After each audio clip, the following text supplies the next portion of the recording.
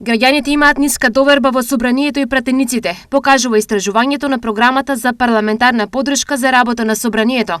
На скала од 1 до 10, граѓаните довербата во собранието ја оцениле со 3,4, што е пат од 0,6 во споредба со минатата година.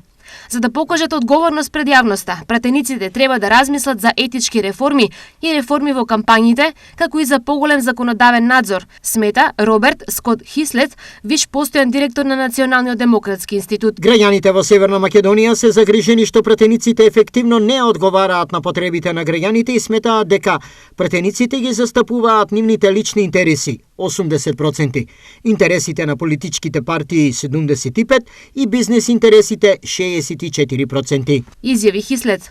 Марко Трошановски, претседател на Институтот за демократија, потенцираше дека за да се подобри перцепцијата за собранието, клучна е неговата активна надзорна улога врз извршната власт. Ако сакаме собранието да се претвори во вистински законодавен дом, како врховна институција на суверенитетот на граѓаните, тогаш надзорната функција, односно контролата на власта, барањата на одговорност, како и земање во предвид на сите извештаи на Државниот завод за ревизија и посочените пропусти од антикорупцијската комисија, е нешто што мора да се направи во следниот период. Смета Трошановски.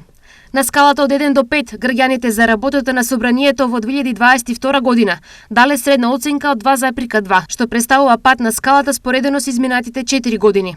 70% од испитаниците сметаат дека повеќето од пратениците не се подготвени да носат одлуки во име на граѓаните и дека пратениците не се подготвени за функцијата што ја имаат и се сомневаат во нивните способности.